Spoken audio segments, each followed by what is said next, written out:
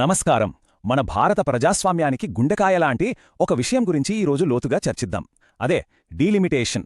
అంటే మన లోక్సభ నియోజకవర్గాల సరిహద్దుల్ని మళ్లీ గీయడం. రాజ్యాంగంలోని ఆర్టికల్ 82 రాబోయే రోజుల్లో మన ఎన్నికల స్వరూపాన్నే ఎలా పూర్తిగా మార్చేయబోతోందో గిల్రండి తెలుసుకుందాం.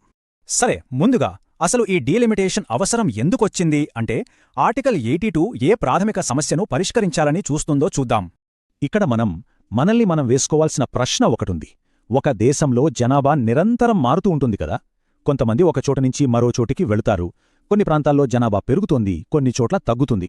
మరి ఇలాంటప్పుడు అందరికీ సమానమైన రాజకీయ ప్రాతినిధ్యం అంటే అందరి ఓటుకి ఒకే విలువ ఎలా ఉంటుంది? ఈ ప్రశ్నకు సమాధానమే మన ఇవాల్టి విశ్లేషణకు పునాది. దీనంతటికీ మూలం ఒకే ఒక్క సింపుల్ ఐడియా. ఒక వ్యక్తి, ఒక ఓటు, ఒకే విలువ. అంటే దేశంలో ఏ మూలన ఓటు వేసినా ఆ ఓటుకున్న బలం మరో మూలన వేసిన ఓటు బలంతో సమానంగా ఉండాలి. ఇది నిజమవ్వాలంటే ప్రతి నియోజకవర్గంలో జనాభా దాదాపుగా సమానంగా ఉండాలి. మరి ఈ జనాభా ప్రాతినిధ్యం మధ్య ఉన్న గ్యాప్ని తగ్గించి అందరికీ న్యాయం చేయడానికి మన రాజ్యాంగం ఎలాంటి పరిష్కారం చూపించింది? అక్కడికే వస్తున్నాం. అదే ఈ డీలిమిటేషన్.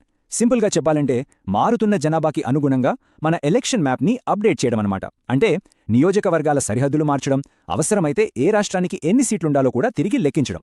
మన రాజ్యాంగం దీనికోసం ఒక పక్కా ప్రణాళిక ఇచ్చింది. 3 స్టెప్స్ ఉంటాయి. ప్రతి 10 ఏళ్లకొకసారి జనాభా లెక్కలు తీశాక పార్లమెంట్ ఒక డీలిమిటేషన్ చట్టం చేస్తుంది. దాని ఆధారంగా రాష్ట్రపతి ఒక ఇండిపెండెంట్ కమిషన్ను ఏర్పాటు చేస్తారు.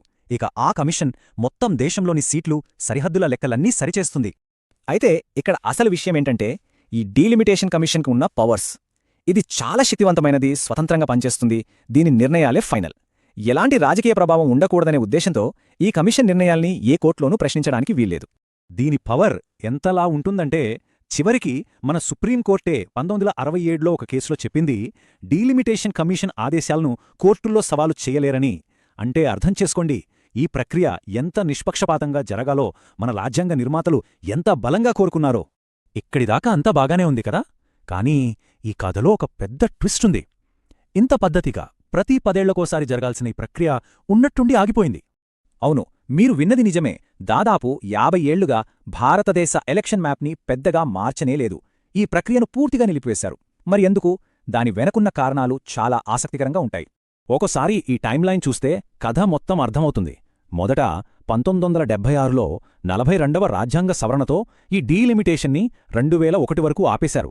ఆ తర్వాత 2001లో 84వ సవరణతో ఈ గడువును 2026 వరకు పొడిగించారు. మధ్యలో కొన్ని చిన్న చిన్న సరిహద్దుల మార్పులకు అనుమతిచ్చినా ఏ రాష్ట్రానికి ఎన్ని సీట్లు అనే సంఖ్యను మాత్రం మార్చలేదు. అందుకే ఇప్పుడు అందరి కళ్ళు 2026 మీదున్నాయి. అయితే ఈ డీలిమిటేషన్ ఆపేయడం వెనుక ఒక మంచి ఉద్దేశం కూడా ఉంది. కుటుంబ నియంత్రణను బాగా అమలు చేసి జనాభాను కంట్రోల్ చేసిన రాష్ట్రాలున్నాయి కదా, ముఖ్యంగా దక్షిణ రాష్ట్రాలు. జనాభా తగ్గింది కదా అని వాళ్ల లోక్సభ సీట్లు తగ్గిస్తే అది వాళ్లకు అన్యాయం చేసినట్టు అవుతుంది. ఆ పనిని ప్రోత్సహించినందుకు వాళ్లకు శిక్ష వేసినట్టు ఉంటుంది. అలా జరగకూడదని ఈ నిర్ణయం తీసుకున్నారు. సరే, ఇదంతా గతం. మరిప్పుడేంటి పరిస్థితి? 2026 తర్వాత ఏం జరగబోతోంది? ఈ డీలిమిటేషన్ ఫ్రీజ్ ముగిశాక ఎలాంటి రాజకీయ మార్పులు రాబోతున్నాయో ఇప్పుడు చూద్దాం. ఇది చూస్తే నిజంగా ఆశ్చర్యంగా ఉంటుంది. మనం ఇప్పటికీ అంటే ఈరోజుకి ఏ రాష్ట్రానికి ఎన్ని లోక్సభ సీట్లు ఉండాలి అని నిర్ణయించడానికి 1971 జనాభా లెక్కల్నే వాడుతున్నాం. అవును, 1971 అంటే దాదాపు 50 ఏళ్ల నాటి డేటా అన్నమాట. అందుకే రాబోయే మార్పు చాలా పెద్దదిగా ఉండబోతుంది. ఎందుకంటే 2026 తర్వాత ఈ ఫ్రీజ్ ఎత్తేసినప్పుడు డీలిమిటేషన్ అనేది లేటెస్ట్ జనాభా లెక్కల ప్రకారం జరుగుతుంది. అలా జరిగితే అది మన దేశ చరిత్రలోనే అతిపెద్ద ఎలక్టోరల్ మార్పు కాబోతోంది.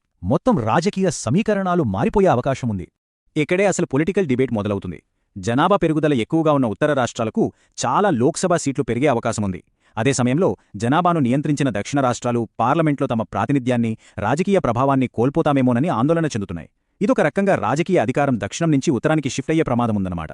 సో ఫైనల్గా ఈ ఆర్టికల్ 82 ఈ మొత్తం డీలిమిటేషన్ ప్రక్రియ మనకు ఏం చెప్తోంది? ఇది ఎందుకంత ముఖ్యమైనది?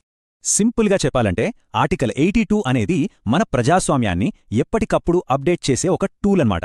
జనాభాలో మార్పులు వచ్చినప్పుడు వాటికి తగ్గట్టుగా ఎన్నికల వ్యవస్థను కూడా మార్చి ప్రతి పౌరుడు ఓటుకు సమాన విలువ ఉండేలా చూడటమే దీని ముఖ్య ఉద్దేశ్యం.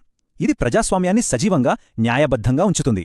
సో ఇప్పుడు మన ముందున్న అతిపెద్ద ప్రశ్న ఇదే: జనాభా ఆధారంగానే సీట్లు పెంచుకుంటూ పోవాలా, లేక కుటుంబ నియంత్రణ లాంటి మంచి పనులు చేసిన రాష్ట్రాల ప్రాతినిధ్యాన్ని కాపాడటానికి వేరే మార్గాలు ఆలోచించాలా? జనాభాకి సమాన ప్రాతినిధ్యానికి మధ్య సరైన బ్యాలెన్స్ ఎలా సాధించాలి? భారతదేశ ఎన్నికల భవిష్యత్తు ఈ కీలకమైన ప్రశ్నకు మనం కనుగొనే సమాధానంపైనే ఆధారపడి ఉంది.